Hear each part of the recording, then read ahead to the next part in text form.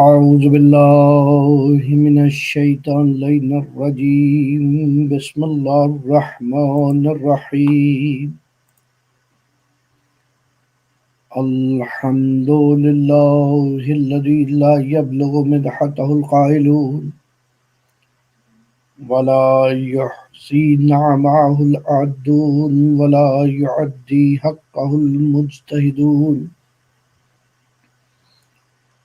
الذي لا يدركه بعد الهمم ولا يناله غوث الفتن الذي ليس لصفته حد محدود ولا نعت موجود ولا وقت معدود ولا أجل ممدود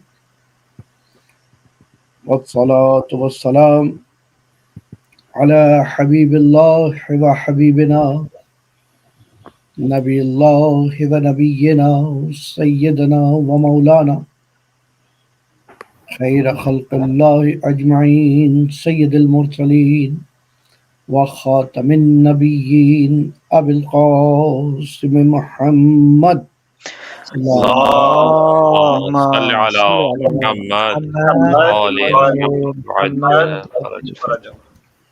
والصلاة والسلام على أهل بيته الطيبين الطاهرين المعصومين المظلومين المنتجبين المنتخبين المنيبين الهادين المهديين وسيما بقية الله في الأرضين اللهم صل على محمد وآل محمد وعجل فرجه. واللعنة الدائمة على أعدائهم أجمعين.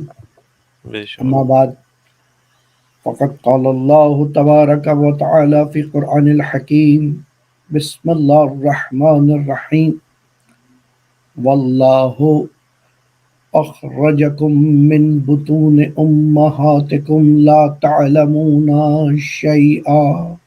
درود پڑھیے ایک مرتبہ محمد اللهم صل على محمد وآل محمد وعجل فرجه.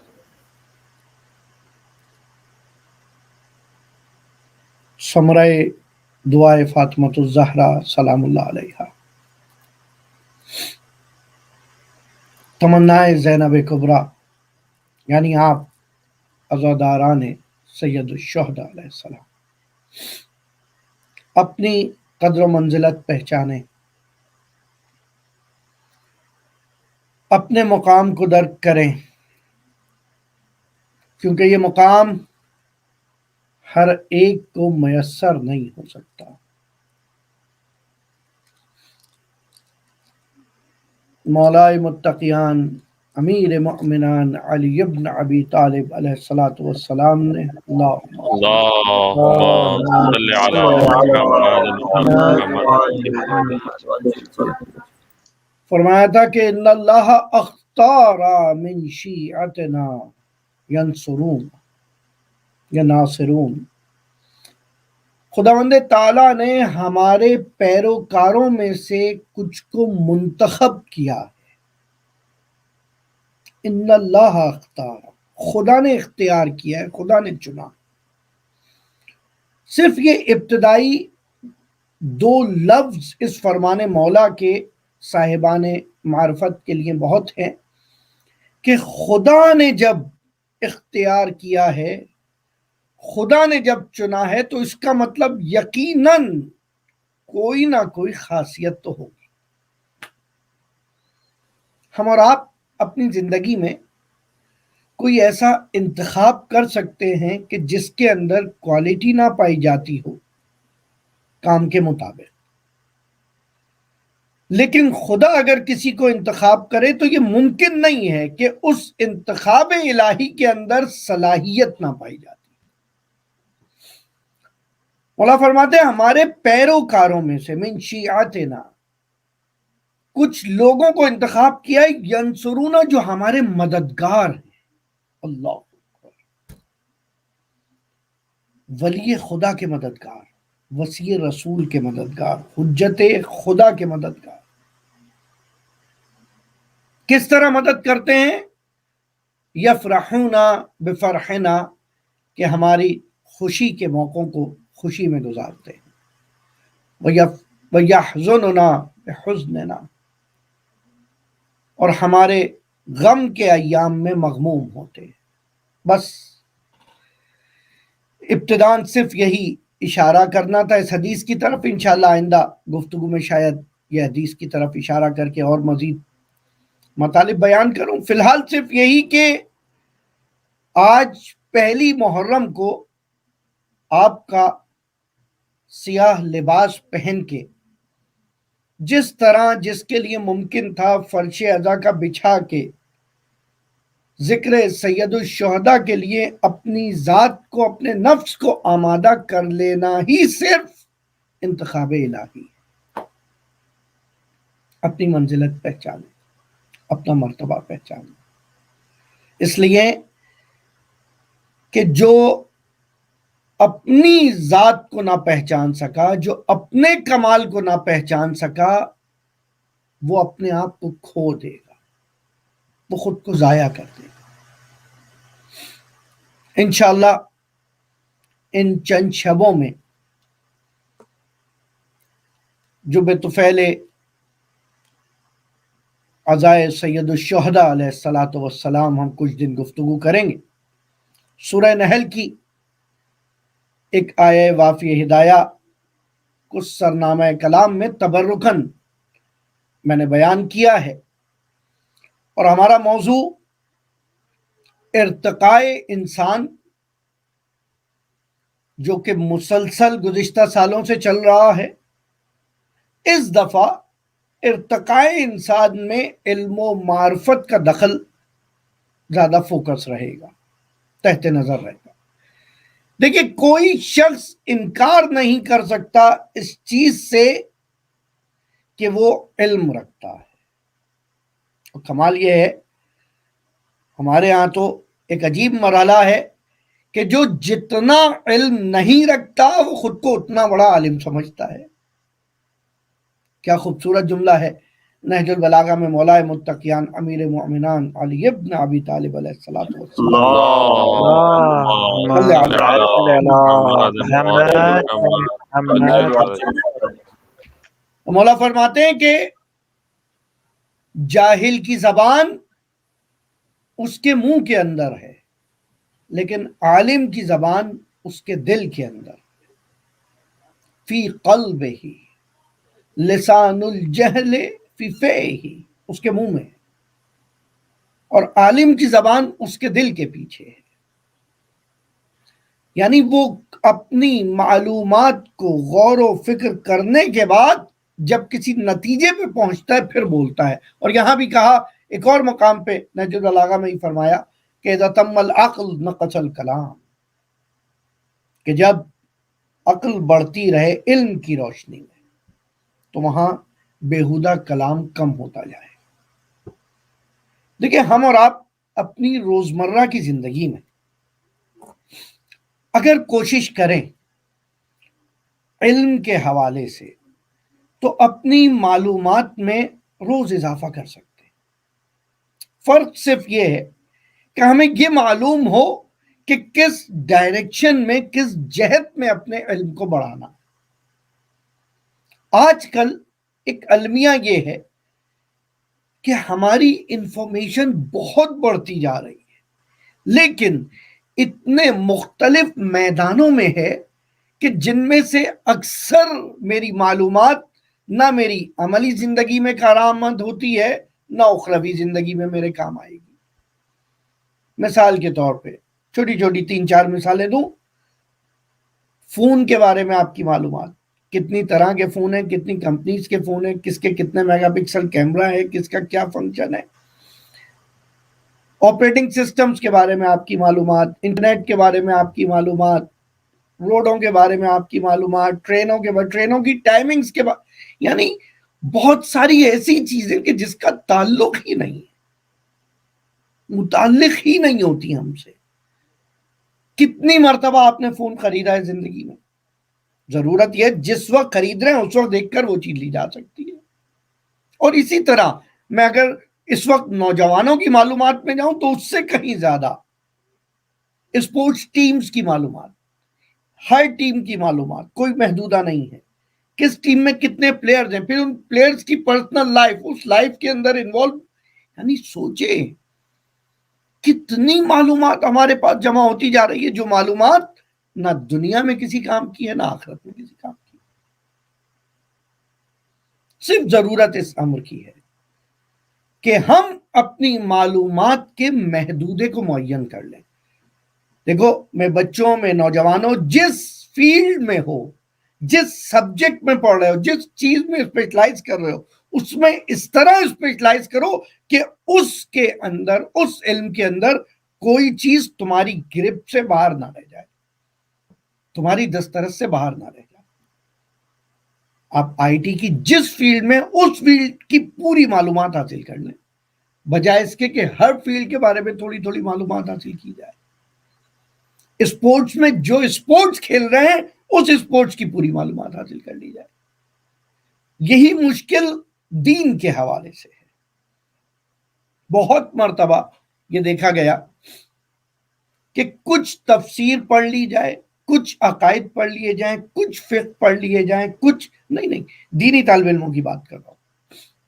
ایک ایک علم کو مرحلہ وار لے کر چلا جائے. جب مرحلہ وار وہ چیزیں طے نہیں ہوں گی تو آگے وہ چیز سمجھ نہیں آئے گی. اس وقت کی سب سے بڑی مشکل یہ ہے کہ انفارمیشنز کی بھرمار ہے. کسی بھی ٹاپک پر آپ اٹھا کے گوگل پہ سرچ کریں، ہزاروں مقالات، ملینز آف پیجز ایک ہی موضوع پر آپ کو مل جائیں گے. لیکن اب دو مشکل ہیں یہاں پر. سب سے پہلی مشکل، اس انفارمیشن کو فلٹر کون کرے گا کہ کون سی انفارمیشن صحیح ہے، کون سی انفارمیشن غلط. اس کے لیے آپ کو ایک اسپیشلائز کی ضرورت ہے جو خود صرف علم کے اندر مہارت رکھتا ہو. بغیر اس کے آپ اس طرح سے پڑھتے جائیے اور اپنی معلومات بڑھتے، آپ کوئی فیصلہ نہیں کر پائیں گے، کسی نتیجے پہ نہیں پہنچ پائیں گے، کسی جگہ ٹھہر نہیں پائیں گے. بلکہ جو کہا جاتا ہے زیادہ انفارمیشن کبھی کبھی باعث سے مشکل ہے، وہ یہی مسئلہ آ جائے گا. اور یہ بات بھی ہمارے اماموں کی نظروں سے اوجھل نہیں تھی ظاہراً. اس زمانے کے حوالے کو بھی دیکھتے ہوئے معصوم نے فرمایا للجہل آفۃ وللعلم آفات. جاہل کے لیے صرف ایک مشکل ہے کہ اسے پتہ نہیں ہے، لیکن عالم کے لیے بہت مشکل ہے کہ اسے یہ بھی پتہ ہے، یہ بھی پتہ ہے، یہ بھی پتہ ہے، اب وہ فیصلہ نہیں کر پا رہا. دیکھنا یہ ہے کون سے منابع علوم ہیں، ساتھ رہیے گا، کون سے منابع علوم ہیں، کون سی سورسز ہیں وہ علم کی جو اوتھینٹک ہو. ٹھیک ہے، پہلا مسئلہ جو زیادہ انفارمیشن آ جانے کی وجہ سے. دوسرا مسئلہ، اس اوتھینٹک انفارمیشن میں سے میرے کام کی انفارمیشن کون سی ہے. پھر ایک متخصص کی ضرورت، پھر ایک اسپیشلائز کی ضرورت. یعنی ہر مرحلے پر تخلیق انسان فطری طور پر ایسی بنائی گئی ہے کہ ہر مرحلے پر ایک رہبر اور رہنما کی ضرورت ہے، ایک گائیڈ کی ضرورت ہے، ایک ٹیچر کی ضرورت ہے، ایک ماسٹر کی ضرورت ہے، ایک استاد کی ضرورت ہے. اس لیے کہ اس کو ترقی کرنی ہے، جس مرحلے پہ، جس میدان میں تصور کر لیجئے، اور اس راہ ترقی میں جو مختلف راستے اس کو گمراہ کر رہے ہیں، جو ڈائیورژنز ہیں، جو ڈسٹریکشنز ہیں، وہ اس کو ہدف سے پہنچنے میں روک رہی ہیں. سب سے بڑی مشکل اس وقت کی، وہ ہدف تک پہنچنے میں روک رہی ہیں. اس لیے ضروری ہے کہ کوئی ایک استاد، کوئی ایک رہبر، کوئی ایک رہنما ایسا ہو کہ جو اس کو بتا سکے کہ کون سا علم مفید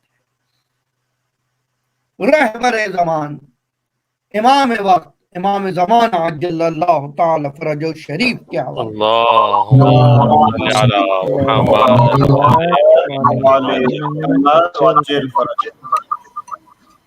بارے دیگر درود پڑھیے. اللهم صل على محمد محمد. امام کے حوالے سے جو مختلف دعاؤں کے اندر آپ جملہ پڑھتے ہیں کہ امام آ کر اس دنیا کو عدل و انصاف سے بھر دیں گے، کما ملئت ظلم و جورا، جیسے ظلم و جور سے بھری ہوگی. یہ بلا ضرورت انفارمیشن میرے سامنے آنا یہ میری مدد نہیں ہے، یہ مجھ پر ظلم ہے، یہ میرے لیے مشکل ہے، یہ مشکل ساز ہے. اس کی وجہ سے راہ کا تعین کرنا مشکل ہو رہا ہے اگر بغیر استاد کے، اگر بغیر رہنما کے چلا جائے. اس لیے پہلے دن سے جس وقت پروردگار عالم نے پہلے انسان کی خلقت کی ہے، ساتھ رہیے گا، پہلے انسان کی جس وقت خلقت کی ہے اس خلقت کا تذکرہ ہی عجیب ہے. پھر ایک مرتبہ میں نہج البلاغہ کا سہارا لوں گا. مولا متقیان امیر مومنان علی ابن ابی طالب علیہ السلام. اللهم صل على محمد وعجل فرجهم.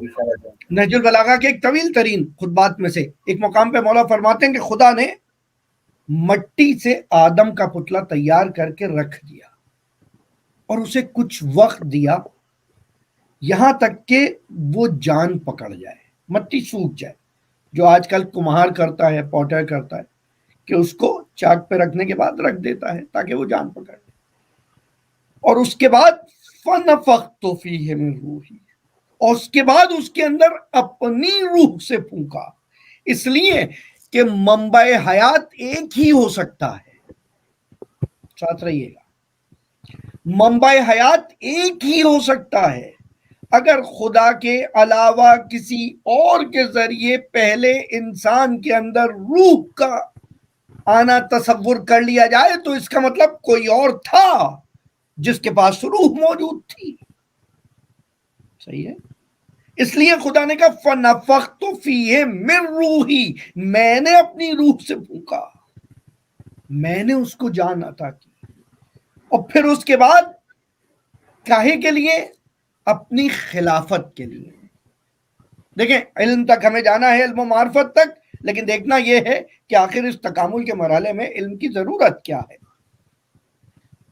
کیوں ضروری ہے. تو پہلا انسان جس وقت تخلیق پایا ہے خداوند تعالیٰ نے اس کی تخلیق کے بعد جس وقت فیضا اور جس وقت خداوند تعالیٰ نے جناب آدم کو تخلیق کر دیا اور اپنی روح پھونک دی، وَإِذْ قَالَ اللَّهُ لِلْمَلَائِكَةِ، اور پھر اس کے بعد خدا نے ملائکہ کو کہا کہ سجدہ کرو آدم کو، اور سب نے سجدہ کیا سوائے ابلیس کے. یہ آیات آپ کی سنی ہوئی ہیں، واقعات آپ کی سنی، صرف اس میں سے وہ نقطہ نکال رہا ہوں، وہ حاصل بحث جو چیز ہے، جو ہماری بحث سے مربوط چیز ہے، وہ یہ کہ اس وقت پہلے مرحلے پر فرشتے بھی آمادہ نہ تھے. کیوں آمادہ نہ تھے؟ کیونکہ فرشتوں کے لیے وہ ایک نامانوس چیز تھی. فرشتوں کا علم محدود تھا، ان کی معلومات محدود تھی.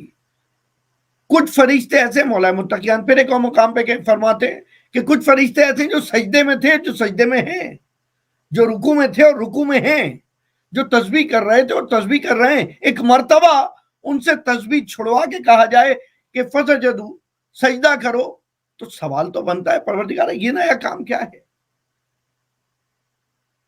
یہ نیا کام کس لیے کہا جا رہا ہے؟ اس کی وجہ کیا ہے؟ اور دیکھیں کیونکہ وہ نوری مخلوق ہیں، اپنے نوری ماحول میں ہیں، بہت آسان تھا اگر خداوند تعالی ایک نور سے ہی جناب آدم کو تیار کر دیتا، ایک نور کا ہی حالہ، لیکن اتنا بڑا نور ہوتا جو فرشتوں سے زیادہ ہوتا، ان سے ہم آہنگی تو رکھتا، ان سے سنخیت تو رکھتا. بہت آسان تھا فرشتوں کے لیے کہ اس کو وہ سجدہ کر لیتے، لیکن نہیں. پھر حکم خدا کی اطاعت نہیں کہلاتی. یہ حکم خدا کی اطاعت کا مطلب یہ تھا جو ظاہراً صرف نور نہیں ہے بلکہ ایک خاکی پیکر میں ہے، اس کو سجدہ کرو تو حکم خدا کی اطاعت شمار ہوگی. اس دنیا میں یہ جو بعض کو بعض پہ فضیلت دی گئی ہے، تو ہمیشہ ہمیشہ سے سنت الہی یہ رہی ہے جو کم فضیلت والا ہے وہ زیادہ فضیلت والے کی خدمت میں ہے، پہلے دن سے جو زیادہ فضیلت والا ہے اس کی برتری زیادہ ہے۔ عام مثال دے دوں آپ کو، نباتات جو زمین سے اگ رہے ہیں، صرف اگ رہے ہیں، ہل جل نہیں سکتے اپنی مرضی سے، وہ جانوروں کی خدمت میں ہے۔ جب جو جانور چاہے جس درخت پہ چڑھ جائے، جس پتے کو کھا لے، وہ جو جانور ہیں ان سے اوپر یہ انسان ہے، کیونکہ یہ اپنے ارادے سے ہلتا بھی ہے اور اس کے ساتھ ساتھ یہ عقل و شعور بھی رکھتا ہے کہ جس سے اس جانور کو زیر دام لا سکے۔ اس سے برتر وہ ملائکہ تھے، لیکن انسان کے پاس ایسا کون سا شرف تھا کہ جس کو یہ نہیں کہا گیا کہ تم ملائکہ کے سامنے جھک جاؤ، بلکہ ملائکہ کو کہا گیا کہ تم انسان کے سامنے جھک جاؤ۔ وہ صرف ایک چیز تھی اور وہ تھا علم، اور وہ تھا علم۔ کیسے؟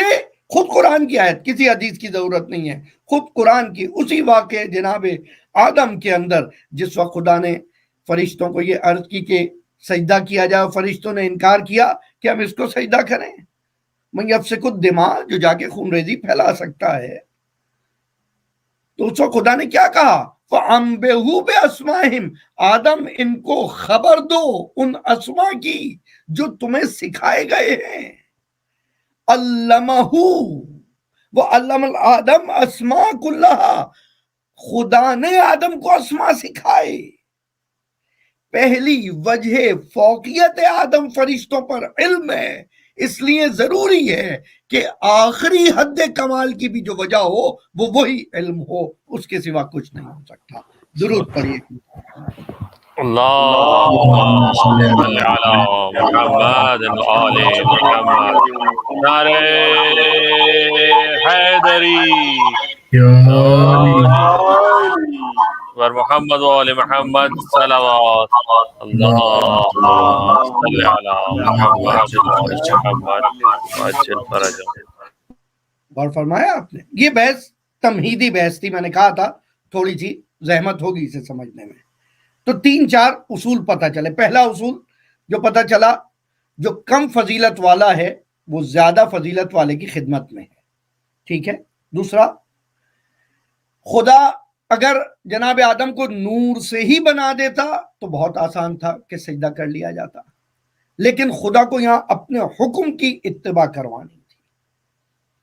تیسری چیز، پہلا خلیفہ جس کو بنایا جا رہا ہے، پہلا نمائندہ جس کو بنایا جا رہا ہے، کہاں؟ زمین پر۔ زمین پر جس کو خلیفہ بنا کر بھیجے۔ ایسا نہیں ہے کہ جناب آدم کو، اکثر لوگ جو سمجھتے ہیں کہ اگر جناب آدم نہ جاتے اس شجر ممنوعہ کے قریب تو جنت میں ہی رہتے۔ نہیں نہیں نہیں، بنایا ہی زمین کے لیے گیا ہے۔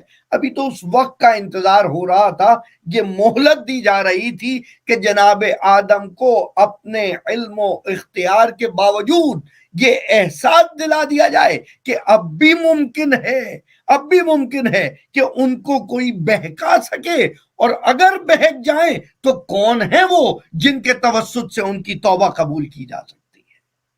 سبحان اللہ۔ یہ پہلے ہی بتانا تھا، یہ پہلے ہی بیان کرنا تھا۔ تو وہ علم، پہلا علم جو جناب آدم کو سکھایا گیا وہ علم الاسماء، اسماء سکھائے گئے۔ سکھانے والا کون ہے؟ خدا، علامہ، خدا نے تعلیم دیے۔ اللہ اکبر، کمال دیکھنا ہے آپ۔ پہلا معلم تخلیق جناب آدم کو سکھانے والا، پہلا معلم خود ذات باری تعالیٰ، پہلا طالب علم جس کو علم سکھایا گیا وہ جناب آدم۔ پہلا سکھانے والا بھی معتبر ہے، پہلا سیکھنے والا بھی معتبر ہے، لیکن یہ سوچئے وہ علم کتنا معتبر ہوگا جس کی وجہ سے جناب آدم کو لائق سجدہ پروف کر دیا جائے۔ کس قدر باہمیت ہوگا وہ اس میں۔ وہ کون سے اسماء ہیں، وہ کون سی چیزیں؟ اسم کا مطلب ہے نشانی، اردو میں عام طور پہ استعمال ہوتا ہے۔ آپ کا اسم گرامی کیا ہے پوچھا جاتا ہے بچوں سے، آپ کا اسم یعنی نام، اسم یعنی نشانی، مارک. کیا کیا جاتا ہے؟ ہم ہر چیز پر ایک نشانی رکھ دیتے ہیں. تسبیح، آج کے بعد تسبیح کہیں تو یہ صورت ذہن میں آئے گی. اب اس کا رنگ کچھ بھی ہو سکتا ہے، ساتھ رہیے گا، ساری گفتگو اسی مثال پہ آگے بڑھے گی. اسم کے اندر تسبیح، اسم کے اندر شیپ ہے، میٹیریل نہیں. ہو سکتا ہے یہ پلاسٹک کی ہو سکتا ہے اصلی پتھر کی ہو سکتا ہے یہ گوہر نایاب ہے خاک شفا کی ہو. کتاب کی تصویر آپ کے ذہن میں ہے اور اس کا نام اسم رکھ دیا گیا کتاب. اس کا سائز بدل سکتا ہے، اس کا رنگ بدل سکتا ہے، اس کی ضخامت بدل سکتی ہے، اس کے اندر موجود معلومات بدل سکتی ہے، لیکن کتاب کتاب رہے گی. وہ اسما جو خدا نے بیان کیے، ضروری ہے کہ وہ اسما غیر متغیر ہوں، چینجیبل نہ ہوں. وہ اسما متغیر نہیں ہونے چاہیے. اور دوسری چیز، وہ اسما فرشتوں کو بھی معلوم نہ ہوں. اگر فرشتوں کو وہ اسما معلوم ہو اور آدم کو بھی معلوم ہو تو وجہ سجدہ نہیں رہ جاتا، کیونکہ وجہ فضیلت نہیں رہ جاتی. یہی تو وجہ ہے، یہی وجہ ہے کہ اس وقت نہیں بلکہ اس کے ہزاروں سال بعد بھی جب ایک چادر کے نیچے خداوند تعالیٰ نے پنجتن کو جمع کر دیا تو ملائکت السماوات نے خدا سے سوال کیا کہ یہ کون ہے جو اس چادر کے نیچے ہیں. اس وقت ارشاد باری تعالیٰ ہوا، ہم فاطمہ و ابوہا و بالہا و بنوہا.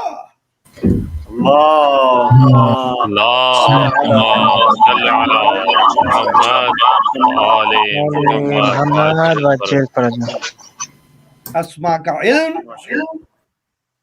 اس وقت جو جناب آدم کے لیے تھا وہ فرشتوں کے لیے ثابت نہیں ہے. سمجھ رہے ہیں آپ؟ اب عام بالکل تفسیر، میں کیونکہ مسالک سے بالا تر ہو کے گفتگو کر رہا ہوں، روح المعانی میں علامہ آلوسی کی اپنی تفسیر میں لکھتے ہیں، اہل سنت کے معتبر مفسر ہیں، اور آیت اللہ طباطبائی اپنی تفسیر المیزان میں لکھتے ہیں کہ ان اسما سے مراد در حقیقت اسماء الہیہ ہیں. کون سے اسماء کا؟ وہ اسماء الہیہ، وہ اسماء الہیہ، خدا کے وہ اسماء جنہیں اسماء حسنہ کہا گیا. یہ اور بات کہ ایک مرتبہ منبر کوفہ پر بیٹھ کر خلیفہ رسول کہہ رہا تھا کہ نحنو اسماء اللہ یدعو بہا، ہم وہ اسماء الہی ہے جس کے ذریعے اسے پکارا جاتا ہے. سبحان اللہ.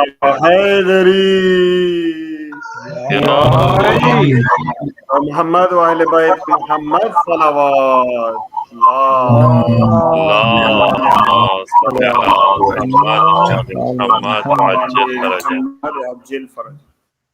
اسما. اور یہ تو دیکھیں سامنے کی بات ہے کہ اسما خالی اگر نام بتا دیے جاتے تو یہ کوئی کمال تھوڑی ہے، تو یہ کوئی کمال تھوڑی ہے. جب تک اس کی خاصیت نہ بتائی جائے، جب تک اس کی حقیقت نہ بتائی جائے. اب جتنے اسماء حسنہ الہی ہیں ان کی کسی نہ کسی حد تک کوئی خاصیت بھی تو ہونا ضروری ہے. مثلا پہلی خاصیت، پہلی صفت جو خدا کے اندر ہے، جس کو خدا نے وجہ تعارف خلیفہ قرار دیا، وہ علم ہے. خدا کہہ سکتا تھا کہ میں خالق ہوں، حضرت آدم سے کچھ خلق کروا دیتا تو بھی فرشتے سجدہ کر لیتے. سامنے کی بات ہے، فرشتوں کو یہ تو معلوم تھا وہ خالق ہے. اگر حضرت آدم فرشتے کے سامنے ایک فرشتہ بنا دیتے فوراً سب سجدہ کر لیتے. خدا رازق ہے، اسی وقت حضرت آدم کسی کو رزق دے دیتے فرشتے مان جاتے ہم سے فتح نہیں. لیکن خدا یہ چاہتا تھا وہ پہلا سجدہ جو کیا جائے اس کی بارگاہ سے ہٹ کر کسی کے سامنے سر جھکایا جائے تو وہ سر در علم پہ جھکے. اللہ اکبر، وہ علم کی وجہ سے جھکے. اس وقت جس نے سر نہ جھکایا علم کے در پہ وہ بھی شیطان تھا، اور تا قیامت جو باب العلم پہ سر نہ جھکائے وہ سب صفے شیاطین میں. سبحان اللہ. بے شک سبحان اللہ. خلافت کا مسئلہ ہے. اچھا آپ دیکھیے ہوتا کیا ہے، خلافت یعنی جانشین. یہ میرے پاس موجم ہے، ڈکشنری ہے عربی زبان کی، اور کمال یہ ہے کہ یہ ڈکشنری جو ہے اہل سنت کی لکھی ہوئی ہے، اور اس کے اندر جس وقت اٹھا کر دیکھا جائے خلافت کا مطلب کہ بھئی خلیفہ کہتے کسے ہیں، تو فرماتے ہیں خلفہ، الخلف نقیص القدام، استخلف اللہ اولیاء فی ارضہ هو الذی جعلکم خلائف فی الارض۔ قرآن میں سورہ فاطر کا ریفرنس دیتے ہیں کہ یعنی خدا کے وہ ولی جو اس کے جانشین بن جائیں، اس کی جگہ آ رہے ہیں، تو جو اس کی جگہ آ رہا ہے کچھ تو اس جیسا لے کر آئے گا۔ ساتھ رہیے گا میرے، آپ سب ماشاءاللہ اس وقت زندگی میں اپنے پروفیشنل لائف میں ہیں، آپ کے ہاں آپ کا ایک کلیگ چھوڑ کے چلا جاتا ہے، اور وہ فرض کر لیجئے کہ آئی ٹی ڈپارٹ کو دیکھتا تھا، تو اب اس کی جگہ جو شخص آئے گا اس کا خالی تقوی معرفت دیکھی جائے گی، اس کا عقیدہ دیکھا جائے گا، یا وہ سوکر بہت اچھی کھیلتا ہے دیکھا جائے گا، یا خوبصورت بہت ہے دیکھا جائے گا، یا اس کی آئی ٹی کی مہارت بھی دیکھی جائے گی۔ جس چیز کے لیے چاہیے وہ تو ضروری ہے نا، جو اس کی جگہ آئے۔ خلیفہ یعنی من استخلفہ، جو اس کو جائگزین کر رہا ہو، اس کے اندر وہ صلاحیت تو پائی جائے، نام کچھ اور ہو کوئی مسئلہ نہیں۔ اس سے پہلے حسن تھا، اب حسن کی جگہ حسین آ جائے کام کرنے، لیکن کام تو وہی کرے جو حسن کرتا تھا۔ ساتھ رہیے گا، کام تو وہی کرے، صلاحیت تو وہی ہو، لیاقت تو وہی ہو، جس کام کے لیے پہلا تھا اس کام کے لیے آئے گا۔ خدا کا کام کیا ہے؟ خدا کا کام بندوں کو ہدایت دینا، بندوں کی داد رسی کرنا، ان کی مشکلات کو سننا، یہی کام اس کا خلیفہ زمین پہ رہ کے کرے گا، کیونکہ انسان کے لیے ممکن نہیں تھا کہ وہ ذات الہی کی معرفت حاصل کر سکے، ممکن نہیں تھا۔ اور نہ صرف ذات، بلکہ جو کہ معصوم نے فرمایا، بلکہ مولا امام حسین علیہ السلام کا قول، درود پڑھیے۔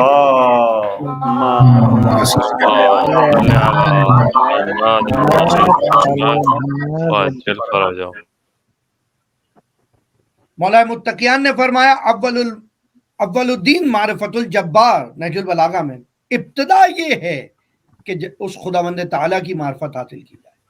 مولا حسین فرماتے ہیں تو رفو بے اسمائہم، تم کوشش کرو کہ اس کے اسماء کو پہچانو، لا یمکن عرفان ذات ہی، ممکن نہیں ہے کہ تم اس کی ذات کا عرفان پا سکو، ممکن نہیں ہے۔ بھئی کوئی استاد اپنے شاگرد کو، آج کی دنیا میں جب اتنی ترقی ہو گئی ہے، کوئی استاد اپنا 100% علم نہیں دے سکتا کسی شاگرد کو، صحیح ہے؟ 100% نہیں دے سکتا۔ اگر آپ چلیں کہہ لیں کسی بھی طریقے سے 100% ٹرانسفر کر بھی دیا، تو وہ جو ٹرانسفارمیشن کا تجربہ ہے وہ تو صرف استاد کے پاس رہے گا، صحیح ہے؟ 100% حقیقت ایک شے سے دوسری شے میں منتقل نہیں ہو سکتی، ممکن نہیں، ناممکن ہے۔ اس لیے ضروری ہے کہ وہ جس کو خدا نے سب سے زیادہ علم دیا، جس کو خدا نے سب سے زیادہ علم دیا، اور وہ خلیفہ خدا جناب آدم نہیں ہے، بلکہ وہ ذات مصطفیٰ محمد صلی اللہ علیہ وآلہ وسلم ہے۔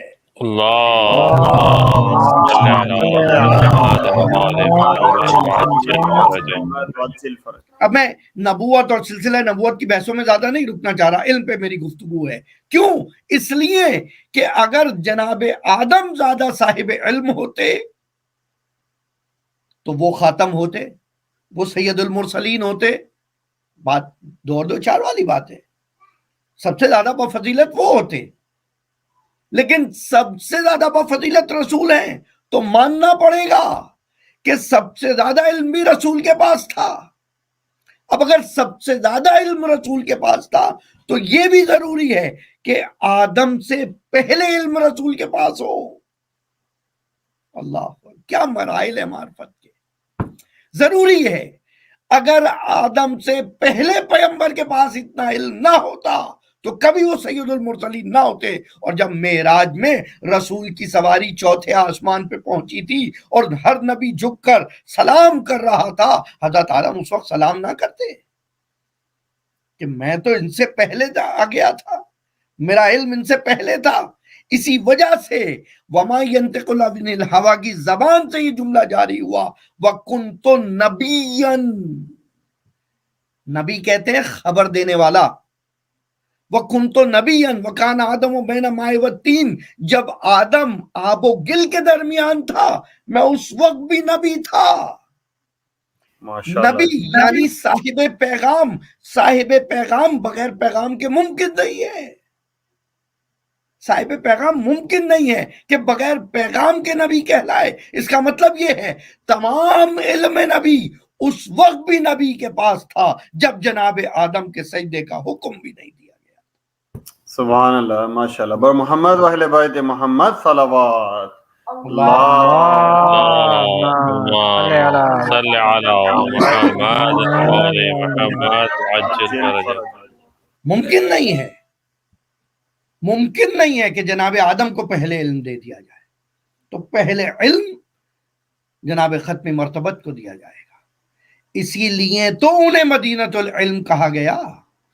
اور ان کے بعد اگر پیغمبر یہ کہہ رہے ہیں کہ انا مدینۃ العلم وعلی بابھا، تو پھر یہ ضروری ہے کہ وہ علم جو آدم تک پہنچے وہ بھی اسی باب العلم سے پہنچے. وہ بھی ممکن ہے. اور یہی تو وجہ ہے. اب یہاں پر رک کے ایک حدیث آپ کے سامنے بیان کروں. یہی تو وجہ ہے کہ خداوند تعالیٰ نے اپنے تعارف میں جب بات کی اپنی نشانیوں کے ذریعے کی. کوئی بھی وجود اپنے امپریشن سے، اپنے تاثرات سے پہچانا جاتا ہے، اثرات سے پہچانا جاتا ہے. خالق اپنی مخلوق سے پہچانا جاتا ہے، کریٹر اپنے کریشن سے پہچانا جاتا ہے، خطیب اپنی خطابت سے جو گفتگو کر رہا ہے اس سے پہچانا جاتا ہے. بالکل اسی طرح جب پیغمبر کا تعارف کرایا خداوند تعالیٰ نے تو اپنا حبیب کہہ کے کرایا. اور جناب آدم کا جب تعارف کرایا ہے وہ خلیفہ کہہ کے کرایا ہے. اس وقت کے لیے جناب آدم کا علم ضروری تھا کہ برتر ہو اس وقت کے سب ملائکہ سے اور اس وقت کے تمام لوگوں سے جو ان کے ماتحت ہوں. اور اسی لیے اگر سید المرسلین پیغمبر ہیں تو یہ ضروری ہے کہ پیغمبر کا علم سب سے زیادہ ہو، چاہے اول ہو یا اس کے آخر ہو. اور یہی تو وجہ ہے جو قرآن نے آواز دی. کیا کمال سورہ نساء کی آیت ہے فَكَيْفَ إِذَا جِئْنَا مِنْ كُلِّ أُمَّةٍ بِشَهِيدٍ. یاد کرو وہ وقت کیسا ہوگا جب ہر امت میں سے ایک شہادت دینے کے لیے فرد آئے گا. روز محشر کی بات ہو رہی ہے. ہر امت کے ساتھ ایک شہید آئے گا. وہ شہید کون ہوگا؟ گواہ دینے والا گواہ کون ہوگا؟ وہ اس امت کا نبی ہوگا جو گواہی دے گا کہ یہ لوگ میرے اس فرمان کے مطابق کام کرتے تھے. لوگوں کے اعمال پہ گواہی ان لوگوں کا امام دے گا، ان لوگوں کا نبی دے گا. اور پھر آگے وَجِئْنَا بِكَ، سورہ نساء آیت نمبر 41 پیغمبر سے بات ہو رہی ہے. وَجِئْنَا بِكَ عَلَىٰ هَٰؤُلَاءِ شَهِيدًا، اور اے محمد تم کو ان سب نبیوں پر گواہ بنایا جائے گا. گواہ کے لیے ضروری ہے کہ وہ وقت فعل وہاں موجود ہو. تو اب ضروری ہے کہ جس وقت آدم ہدایت کر رہے تھے اس وقت بھی خاتم موجود ہوں، جب نوح ہدایت کر رہے تھے اس وقت بھی خاتم موجود ہوں، جناب موسیٰ ہو، ابراہیم ہو، اسماعیل ہو، عیسیٰ، جو نبی ہدایت کا فریضہ انجام دے رہا تھا، ضروری ہے کہ اس وقت نبی خاتم موجود ہوں تاکہ ان کے ہدایت کے کار پہ گواہی دے سکے. سبحان اللہ. کیسا ہوگا وہ مرحلہ؟ یعنی ایک عجیب استفہام تعجب کے ساتھ سوال ہے. کیا منظر ہوگا, یعنی گویا ایسا سمجھ لیں کیا منظر ہوگا جس وقت ہر امت کے ساتھ ایک گواہ آئے گا, اور کیا منظر ہوگا جب اے محمد تم کو ان نبیوں کے اوپر گواہ بنایا جائے گا. کمال ہے یا نہیں؟ اور بات یہاں نہیں ختم ہو رہی, بلکہ اس کے بعد پھر ایک اور مقام پہ آواز دی. کیسا ہوگا وہ منظر کہ جس وقت تمام لوگ گواہی کے لیے خدا کی بارگاہ میں آئیں گے اور ان کی گواہیاں تیری وجہ سے قبول ہوں گی, تو محمد صرف امت کی گواہیوں کو قبول نہیں کروائے گا بلکہ نبیوں کی گواہیوں کو قبول کروائے گا. درود پڑھیے ایک مرتبہ مل کے. صل علی محمد وآل محمد وعجل فرجہ. تو اب یہ بات سمجھ آ جائے گی یقیناً کہ وہ پہلا خلیفہ اگر پہلے پڑھا کے بھیجا گیا تھا تو وہ جو آخری خدا کا خلیفہ آئے گا اس کو اگر خدا پہلی وحی میں اقرا بسم ربک الذی خلق کہہ دے گا تو اس کا مطلب یہ نہیں ہوگا کہ جبرائیل آئے سینے کو چاک کرے اور علم کو سینے میں بھرے. نہیں, بلکہ خدا جب اقرا کہے گا اس کا مطلب یہ ہوگا یہ صاحب علم ہے تو یہ بولے گا. ماشاءاللہ, سبحان اللہ. یہ تو کمال ہے اس صاحب علم کا, یہ تو کمال ہے اس صاحب علم کا کہ خدا نے اپنا سارا علم اس کو دیا لیکن اس نے غرور نہیں کیا. وہ یہی کہتا رہا ربی زدنی علما. اللہ اکبر. خدا بندہ میرے علم میں اضافہ کر دے, خدا بندہ میرے علم میں اضافہ کر دے.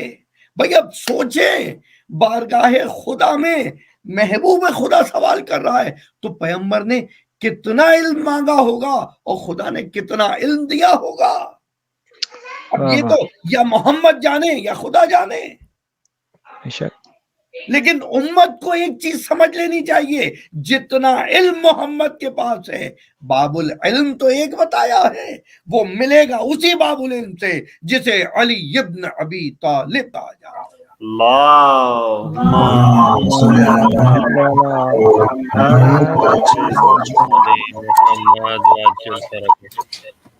وہ اسی سے ملے گا.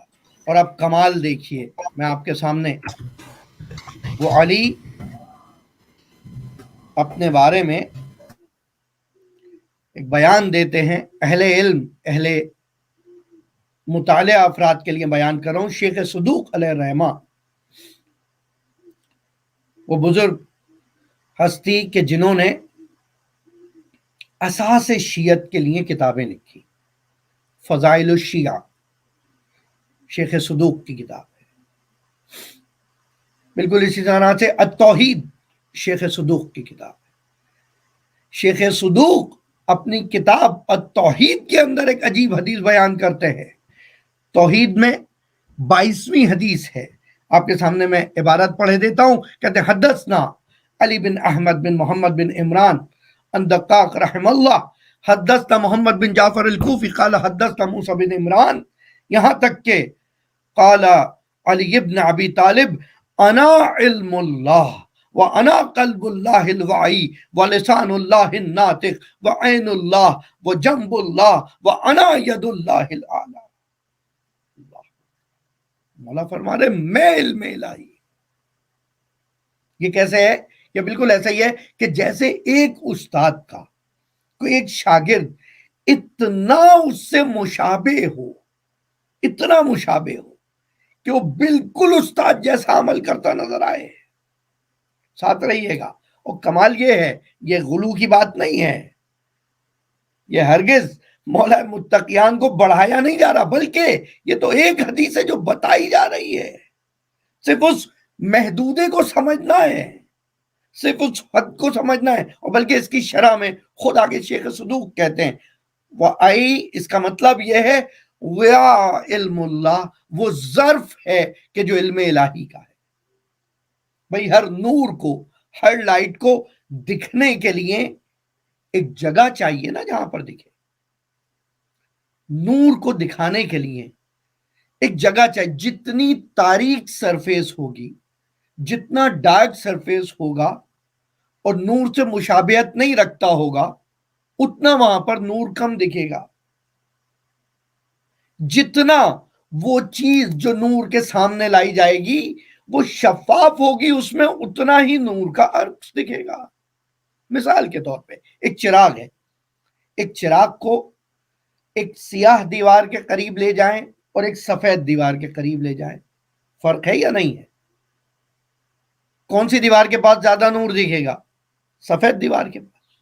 اب اس سے بڑھ کے اس چراغ کو ایک آئینے کے سامنے لے جائیں, مرر کے سامنے لے جائیں, تو اب کیا کیفیت ہوگی کہ جتنا نور اس چراغ میں ہے وہ سب اس شیشے میں دکھے گا. بس یہی مولا فرمانا چاہتے ہیں کہ ہم وہ آئینے ہیں کہ جس کے اندر جمال الہی نظر آتا ہے. اب یہ تمہاری غلطی ہے کہ تم ہمیں وہ سمجھ لو. اللہ اب یہ تمہاری غلطی ہے. یہ تو کہہ رہے ہیں اس کا سارا علم ہمارے اندر دکھ رہا ہے اس لیے کہ اس سے بہتر کوئی وجود نہیں تھا جس میں اس کا علم دکھ سکے. اس سے بہتر کوئی وجود ممکن نہیں تھا جس میں علم الہی نظر آ سکے, اس لیے کہ دکھتا سارا علم تھا. لیکن اس کے باوجود کہتے کیا تھے؟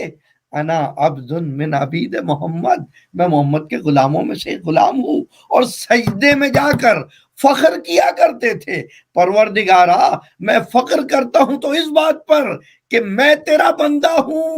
اللہ کفا بعزن ان اکون لک عبدا, میری عزت کے لیے کافی یہ نہیں ہے کہ میں علم رکھتا ہوں, نہیں, میری عزت کے لیے کافی یہ ہے کہ میں تیرا بندہ ہوں, اور میرے فخر کے لیے کافی یہ ہے کہ تو میرا رب ہے. فانت کما احب, تو ویسا ہے جیسا میں چاہتا ہوں.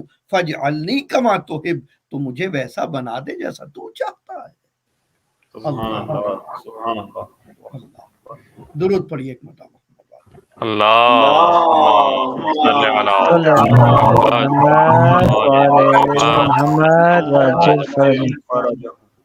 تو غور کیا آپ نے, علم کی بات ہے, علم. اب یہ مراحل علم آگے انشاءاللہ بیان کریں گے کس طرح سے ہم کن مراحل کو حاصل کر سکتے ہیں. پہلی چیز میں نے آج بیان کی کہ وہ علم اپنے پیش نظر رکھیں جو آپ کے لیے مفید ہو. آپ دیکھیے کل سے آپ کی آدھی ڈسٹریکشن ختم ہو جائے گی. عہد کر لیں یہ 10 دن عاشورہ میں, یہ 10 دن محرم میں عہد کر لیں بتصدق حسین کہ مولا مجھے فالتو معلومات سے دور رکھ. یقین کیجئے فالتو معلومات پتہ ہے کسے کہتے ہیں؟ اپنا واٹس ایپ کھول لیجئے, وہ ہے فالتو معلومات. ایک کام کی خبر اگر کام کی بھی ہے تو ایک جگہ سے کام کی ہے نا, آج فلاں جگہ فلاں واقعہ ہو گیا, 200 گروپس پر 200 خبریں بے عین ہی وہاں سے چلی آ رہی ہیں. کمال نہیں ہے؟ یہ بھیجنے والا کتنی رکعت کا ثواب حاصل کرنا چاہتا ہے؟ یعنی ہم کہاں جا رہے ہیں؟ یہ ٹیکنالوجی جو لوگوں کے ابلاغ رسانی کے جو ذرائع ہیں اسی کو کہاں استعمال کیا جا رہا ہے. یقین کیجئے میں نے اس لیے چھوڑ دیا یہ یوز کرنا, اس کی وجہ یہی ہے اتنی ریپیٹیشن. وہ یہ خبر فلاں جگہ ایکسیڈنٹ ہو گیا, فلاں 20 ایک ایکسیڈنٹ ہوا ہے 20 ہوئے ہیں. کس قدر نیگیٹو وائب ہیں. کچھ لوگوں کا وتیرہ یہی ہے, کچھ لوگوں کی صبح ٹائم لائن چیک کر لیں, دنیا میں جتنی نیگیٹیوٹی پھیلی ہوگی وہ سب ان کی وال پہ دکھ جائے گی. کہاں جا رہے ہیں؟ ایک پوزیٹو پوسٹ لگا دیجئے, اور بارہا کہتا ہوں میں, محنت کریے, مشکل تھوڑی ہے. قرآن اٹھائیے, ایک آیت نکالیے قرآن میں سے, اس کا ترجمہ نکالیے, خود تصویر کھینچیے اور ڈال دیجئے. شوق ہے اگر دین پھیلانے کا شوق ہے. لیکن وہ حدیث جو کہیں اور سے آئی تھی, وہ امام حسین کا جملہ جو کہیں اور سے آیا تھا, اور خدا معلوم وہ کہا بھی گیا تھا یا نہیں امام سے, وہ آگے پھیلایا جا رہا ہے. احتیاط کریں, خصوصاً ان 10 دنوں میں. اگر کسی جگہ پر عزاداری میں کوئی بدنظمی خدا نہ خواستہ کسی کی وجہ سے ہو گئی ہے, اس بدنظمی کو پھیلا کر آپ مزید بدنظمی پھیلا رہے ہیں. آپ کون سی خدمت عزاداری کر رہے ہیں؟ عزاداری کے خدمت کار بنیے. پتہ چلنا چاہیے کہ آپ خادم عزا ہیں, دکھنا چاہیے ہم خادم عزا ہیں. مذاق سمجھا جاتا تھا کہ جب مرضی بارگاہ میں جو آ جائے گا, جس طرح آ جائے گا, جہاں آئے گا بیٹھ جائے گا. خدا نے وہ نعمت لے لی ہم سے. ماشاءاللہ. اس طرح سوچیے, اس طرح سے سوچیے. اب احساس ہو رہا ہے کہ عزا خانہ کسے کہتے ہیں, اب احساس ہو رہا ہے فرش عزا کسے کہتے ہیں. یقیناً یہ مشکل دقیق علمی بحثیں اس طرح میرے لیے بیان کرنا بھی مشکل ہے, اور یقیناً آپ کے لیے سمجھنا بھی مشکل ہوگی. مگر یہ کہ آسرا ہے تو ذکر حسین کا, ان نیتوں کا, ان عقیدتوں کا. اب یہاں لمحہ فکریہ یہ ہے, پروردگارہ آج ہم پر عزا خانوں کو بند کیا ہے, کہیں ایسا تو نہیں کل ہم عزاداری کرنے کے بھی لائق نہ رہیں. ہم تو ارتقاء کی تلاش میں تھے, یہ تنزلی کیوں نصیب ہو گئی؟ ہم کہاں جا رہے ہیں؟ لمحہ فکریہ ہے, سوچنے کی ضرورت ہے. آج پہلی محرم ہو گئی, آج پہلی محرم گزر گئی. آج کمپیئر کریں کہ کیا تھا جب عزا خانے میں ہوتے تھے, کیا ہے جو آپ اپنے گھر میں ہیں. فرق محسوس ہونا چاہیے, اور جو اس فرق کو درک کر لے وہی معرفت ہے. یقین کیجئے, جو اس کمپیریزن سے نتیجہ حاصل کرے گا, اندر سے نتیجہ دل میں نکلتا ہے, جو نتیجہ اس کے پاس آئے گا وہ ہے معرفت. اور یہ معرفت اس کے نفس کے اندر ارتقاء کا باعث بن جائے گی. جب اگلے سال محرم میں بارگاہ میں انشاءاللہ داخل ہوگا تو شکر سے نگاہیں جھکی ہوں گی. عزا خانے میں جا کے شکر ادا کرے گا, مجلس میں جا کے 2 رکعت نماز شکرانہ ادا کرے گا. خداوندہ مجھے احساس ہو گیا یہ نعمت عزا کیا ہے, مجھے احساس ہو گیا نعمت فرش عزا کیا ہے. عزیزوں, یہ سب کچھ اتنا آسان نہیں تھا جتنا لگتا. بس فاطمہ کلال جو 28 رجب کو مدینے سے چلا تھا, وہ سفر کرتے کرتے ایک ایسے مقام پہ پہنچا کہ وہاں ایک لشکر نے راستہ روک لیا, اور راستہ روکنے کے بعد امام نے دیکھا کہ عباس کوئی لشکر لگ رہا ہے. کہاں لشکر ہے؟ کہ کوئی قافلہ ہے یا سپاہی ہیں؟ کہ نہیں مولا, سپاہی لگ رہے, ہتھیار دکھ رہے. فوراً خیمے لگا دیے گئے. میرے ساتھ رہیے گا. فوراً خیمے لگا دیے گئے, جوانان تیار ہو گئے, بچے اور خواتین خیموں میں چلے گئے. عباس آگے ہے, علی اکبر آگے ہے, ہلکے ہلکے قافلہ قریب آ رہا. ادھر قافلہ بھی یہی دیکھ رہا ہے, وہ سپاہی بھی یہی سوچ رہے ہیں کہ یہ جو لوگ ہیں یہ کوئی سپاہی ہیں یا کوئی فیملی کا قافلہ ہے, کسی خانوادے کا قافلہ ہے. اور جب یہ دیکھتے ہیں اور علم دیکھتے ہیں پہچان جاتے ہیں کہ علم کل بھی حسین کا علم تھا اور آج بھی حسین کا علم. اور اس علم پہ درد نعرہ ہیہات منت ذلہ, کل بھی نعرہ حسین تھا اور آج بھی حسینیوں کا نعرہ ہے. ہم ہرگز زیر بار ذلت نہیں جا سکتے. قافلہ قریب آیا, ایک مرتبہ عباس آگے بڑھ کے گئے ہیں اور بات کرنا شروع کی ہے. سامنے سے آنے والا فرد جس کا نام حر ابن یزید ابن ریاحی ہے، سلام بجا لاتا ہے اور سلام کے بعد کچھ بول نہیں پا رہا. عجیب ہے واقعہ، کچھ بول نہیں پا رہا. کہ کیا ہوا؟ کہ پیاس کی شدت سے بولا نہیں چلا. اور یہ سامنے مقابل میں کون آئے؟ ابو الفضل العباس. آج تک ہم عباس کو صرف سقائے حسین یا سقائے حرم یا سقائے سکینہ ہی سمجھتے تھے، لیکن واہ رے عباس نے یہ حالت دیکھی. حسین کے پاس ہے کہ آقا یہ تو پیاس سے ہلکان ہو رہے ہیں. ایک مرتبہ امام رؤوف و رحیم نے حکم دیا مشکیزوں کے بند کھول دیے جائیں، پورے قافلے کو سیراب کرایا. قافلہ سیراب ہو رہا ہے، یہاں تک کہ ان کے جانوروں کو سیراب کرایا، گھوڑوں کو پانی پلایا. کہتے جو آخری فرد رہ گیا، علامہ شستری لکھتے ہیں جو آخری فرد رہ گیا حسین نے خود لا کے اپنے ہاتھوں سے اسے پانی پیا. اللہ السلام علی الحسین العطشان، اپنے ہاتھوں سے پانی پلایا. اور اس کے بعد اب گفتگو ہو رہی ہے کہ کیا چاہتے ہو؟ کہ مجھے حکم دیا گیا ہے کہ میں آپ کو جہاں ہوں وہاں روک دوں.